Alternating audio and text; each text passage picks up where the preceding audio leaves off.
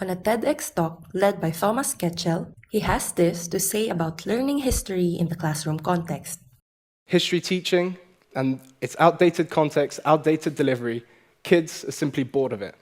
If you want a kid to hate their iPad, put a textbook on it. History is boring. It's filled with numbers, letters, text that you shouldn't be bothered about in the first place. Yet your teacher still tries to make it more interesting. But why? Why bother with learning history, and why is it that special anyway?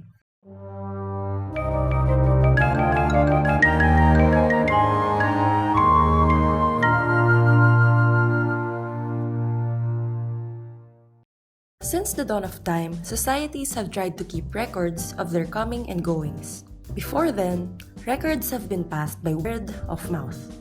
Oral tradition made way for scholars to spread their truth and knowledge to others, paving a way to study the important matters of the day like arts and philosophy. Socrates is famous for leaving no written record of his lectures, only being written by accounts of his students. In time, record keeping using languages became the norm because of taxes.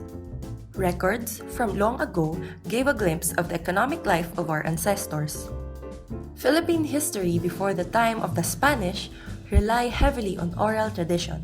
Tribes rely on religious figures or the nobility to record the history of their tribe, and then pass on to their descendants or apprentices.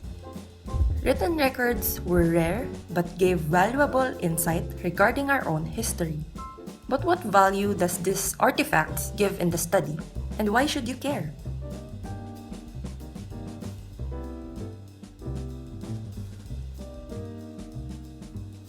Historians gather a lot of information across all sources. But how do they know what's real and what's fiction? As a student, you may be curious as to what you are reading has any basis in reality.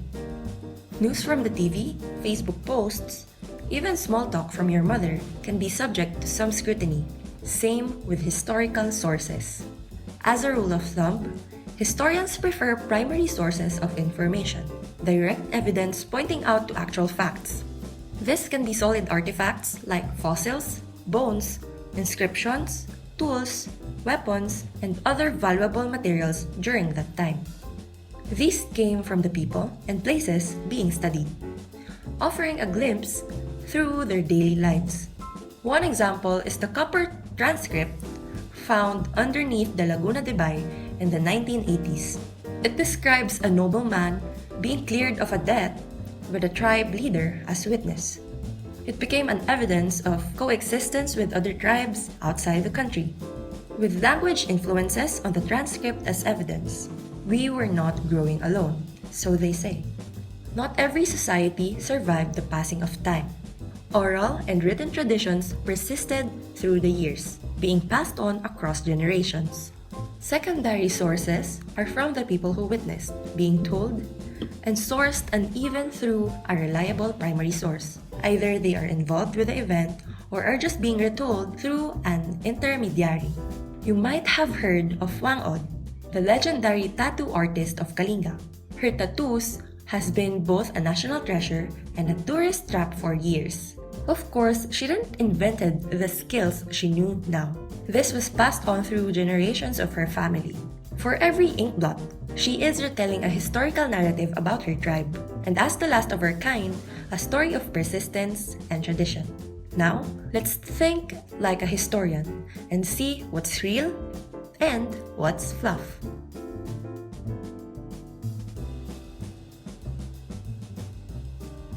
These sources provide information about events, the people behind those events, and everything in between. But as with all things in a post-information era, what you see as truth might be relative.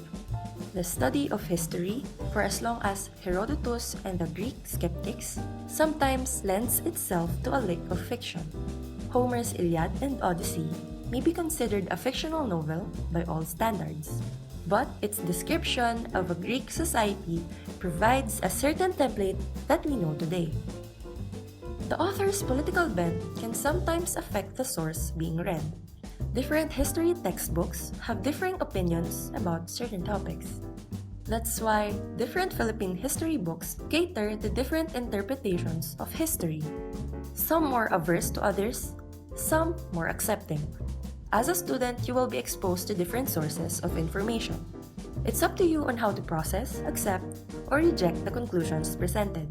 For example, memes can be fun for a laugh, but sometimes you have to second guess if what they're saying is right.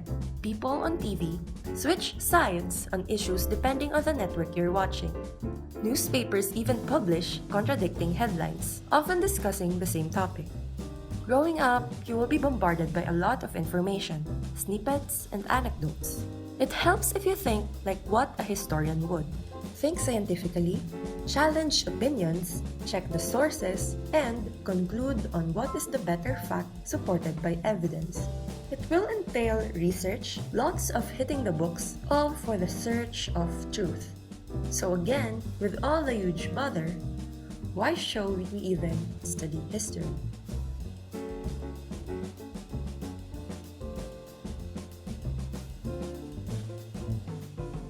As students, you are expected to cover a lot of courses and some other stuff in between. You might consider studying history as another hurdle between you and your diploma, just another thing to pass. But history teaches us good life lessons. When you fell down on the ground for the first time as a kid, what did you feel? You felt pain? You saw blood and dirt? It stings? You cried. With that experience, sometimes repeated over and over again in your life, you learned eventually not to stumble. History is like that. When you study our nation's history, you will encounter stories of suffering, pain, and injustice. Our ancestors came into and experienced hardships that eventually shaped our national consciousness. In return, their stories became tales of heroism, sacrifice, and success. Studying history gives us an opportunity to discover the past and learn from the people's experiences, so we don't commit the same mistakes and develop our own experiences with the lessons of the past. With this introduction to history, we hope that encourages you to start learning in a whole new light. See you on the next video, which will cover the life and times before Ferdinand Magellan was even born.